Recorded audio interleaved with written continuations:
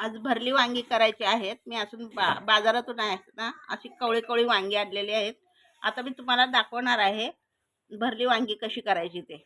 आधी कापून दाखवणार आहे. हे बघा ही अशी वांगी आहेत. मी छान वांगी कवळी कवळी बघून आणलेली आहे. मी आता तुम्हाला दाखवते कशी कापायची ते. हे पहा असं का वांग्याचं पहिलं थोडंसं देठ काढायचं आहे आणि नंतर ह्या वांग्याला ना असं मधून चीर पाडून घ्यायचे. चीर पाडून घेतल्याच्या नंतर ह्या वांग्याला परत असं करून बघायचं. आतल्या साईडला किडलेले असतात. थोडंसं असं तोड हे करून घ्यायचं. किडलेली आहेत की नाही आपल्याला समजतं. हे बघा परत तुम्हाला दाखवते. असं थोडं देठ काढायचं.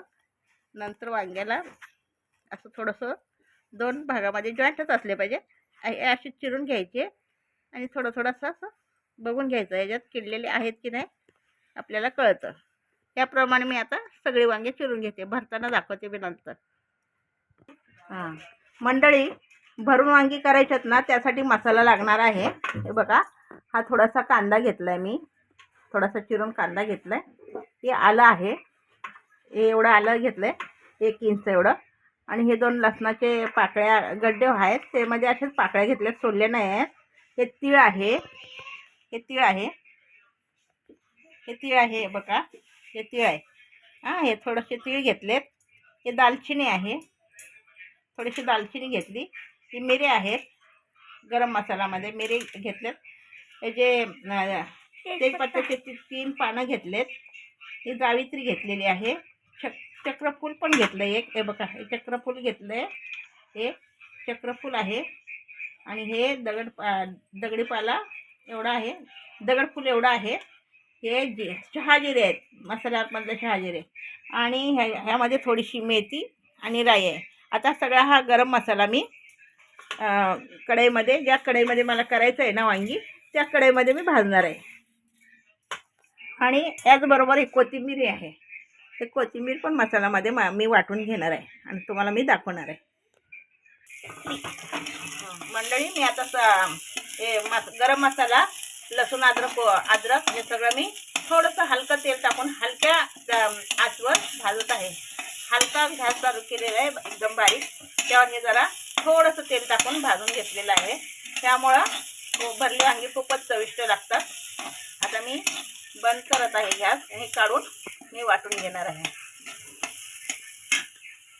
मसाला मंडळी आता हा गरम मसाला आपण भाजून घेतला होता. गरम मसाला अद्रक कोथिंबीर लसूण आणि हा पूर्ण गरम मसाल्याचं हे अशी आम्ही पेस्ट करून घेतलेली आहे. आणि यामध्ये मी हा चम्मचनं 4 चम्मच शेंगदाणे घेतलेले आहेत. हे शेंगदाण्याचं कूट आहे. थोडीशी हळद आहे. हे मसाला आहे लाल मसाला. आणि गार्निशला कोथिंबीर ठेवलेली आहे. हे 4 चमचे आता बारीक करून मी मिक्सरमध्ये वाटून घेणार आहे. म्हणजे ते फ्राय झाल्याच्या नंतर टाकणार आहे. वांगी माझी 2-3 दिवसाची 2 दिवसापासून आणून ठेवलेली आहे. त्यामुळे तुम्हाला एवढी ताजी वाटत नसतील. मग तुम्हाला तर माहीत आहे मुंबईमध्ये की आपल्याला ताजी भाजीपाला भेटत नाही. त्यामुळे थोडंसं तुम्हाला वाटत असेल तर समजून घ्या मंडळी. हे बघा आता हे सगळं एकदम चविष्ट तुम्हाला दाखवणार आहे. आणि ह्या चम्मचने 2 चम्मच मी तेल वापरणार आहे वांग्याला. ते तुम्हाला मी दाखवते वांगे कशी भरायचे आणि कसे टाकायचे. ठीक आहे.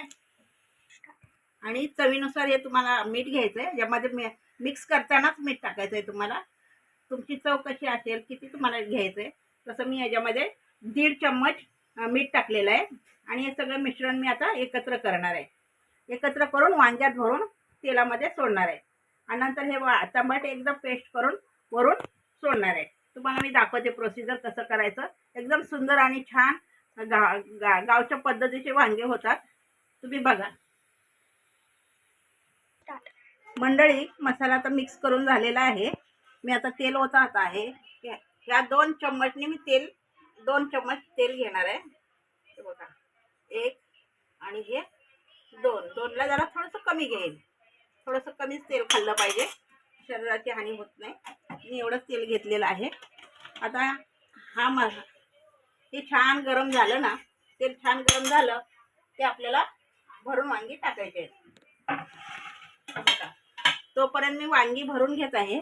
वांग्याला तुम्हाला असं करायचं आहे, कारण मी सगळे वांगे फोडून बघितलेले आहेत, किडलेले आहेत की नाही, त्यामुळे पाठीमागे कीड असते.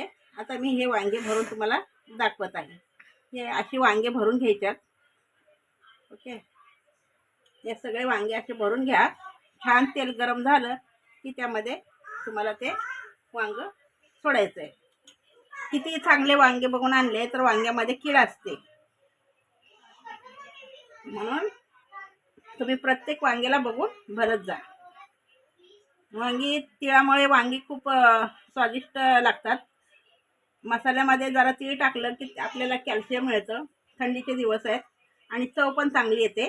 शेंगदाण्या बरोबर तीळही वाटून टाकतात. काही काही लोक ओलं सुकं खोबरंही टाकतात, पण मी प्रत्येक वेळेला आमच्या सोलापूरमध्ये जास्तीत जास्त तिळाचा भरणा असतो. आता हे तेल माझं गरम झालेलं आहे, तुम्हाला मी दाखवते वांगे कशी सोडायचे. आता हे वांगे घ्यायचे, तर हे वांगे घेतलेले आहेत आणि हे मी वांगे सोडत आहे तेलामध्ये. हे पहा, आपल्याला असे वांगे सगळे सोडायचे आहेत. त्याप्रमाणे सगळे वांगे सोडून झाल्याच्या नंतर हे मी टमॅटो 4 टमॅटो वाटून घेतलेले आहेत. हे टमाटे शेंगदाण्याच्या मिक्सरमध्ये वाटल्यामुळे लाल दिसत नाहीत. तुम्हाला मसाला आणि शेंगदाण्याचं मिक्सर होतं, लाल दिसत नाहीत, कारण यामध्ये थोडंसं शेंगदाण्याचं कूट पण आहे. आता हे टाकून झाल्याच्या नंतर, पूर्ण वांगे टाकून झाल्याच्या नंतर तुम्हाला हे टमाट्याची ग्रेव्ही वरून टाकायची आहे आणि चांगलं हलवून घ्यायचं आहे. नंतर दाखवते मी तुम्हाला कसं झाले ते वांगे. सगळे वांगे भरून झालेले आहेत आणि सगळे तुम्हाला वांगे असे खालीवर करून घ्यायचे आहेत. तेलामध्ये चांगले फ्राय कर. सुगंध चांगला यायला लागला ना, मग तुम्हाला टमाट्याचं जे वाटून ग्रेव्ही केलेली आहे ते टाकायचं आहे आणि त्याला पण 2 मिनटं हलवून घ्यायचं. नंतर पाणी टाकून मंद आचेवर तुम्हाला शिजवायचं आहे. एकदम मंद आच असली पाहिजे. बघा, असे भरले वांगे हे केलेले आहेत. आता मी तुम्हाला सुगंध छान येत आहे. आता हे तांबडीची ग्रेव्ही तुम्हाला टाकून दाखवते. पूर्ण ती तांबडीची ग्रेव्ही याच्यावर टाकायची तुम्हाला आणि खालीवर करून घ्यायचं. माझी वांगी जरा पण लागलेली नाही आहेत. आपण वांगी लागून नाही द्यायची, छान हलवायची. मस्त एकदम छान हलवून झाली. हे बघा, सगळे वांगे हे बघा शिजल्यासारखे झालेले आहेत. 2-3 वांगे जरा किडलेले होते, मी कापून घेतले. ऑलरेडी किती चांगले वांगे घेतले तर त्यात 1-2 वांगे किडलेले निघतातच.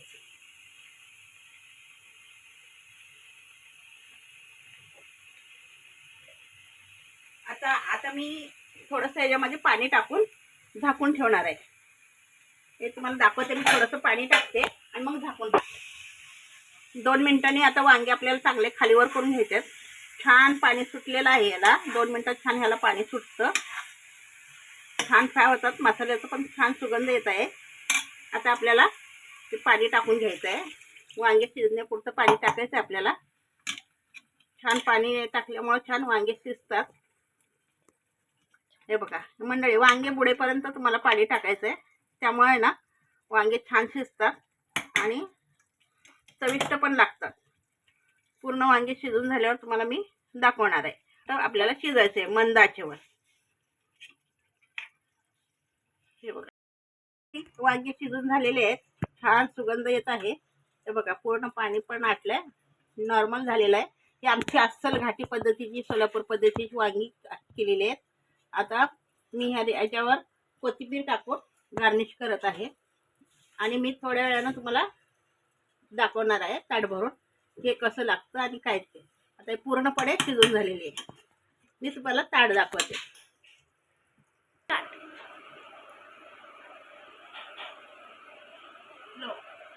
बघा मंडळी, आपलं वांग शिजून झालेलं आहे. हे वांग आहे, हे असं शिजलं आहे. वांग्याचं देठ बघायचं कधी शिजलं की पूर्ण शिजलं आहे. हे वांग शिजलेलं आहे. वांग आहे, हे दही आहे, मल्टीग्रेडचा आट्याची भाकरी आहे, कांदा आहे, टमाटा आहे, लिंबाचं लोणचं आहे, भात आहे आणि ही चपाती आहे. आता हे मल्टीग्रेड आट्याची रोटी खाल्ल्यामुळं BP आणि शुगर वाढत नाही. हे आमच्या असं गावचं म्हणणं आहे.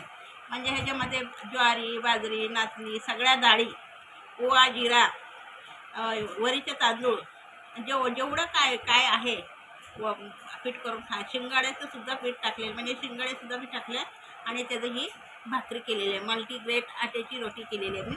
आणि मी सगळं दादरवरून आणून ते मी दळून घेतलेलं आहे आणि भाकरी केलेली आहे. त्यामुळे खूपच छान. याच्यामध्ये नाचणी पण भरपूर प्रमाणात आहे. सगळं आहे आणि हे सगळं एकदम सुंदर झालेलं आहे. तर आता मी तुम्हाला खाऊन दाखवते. हे बघा, हे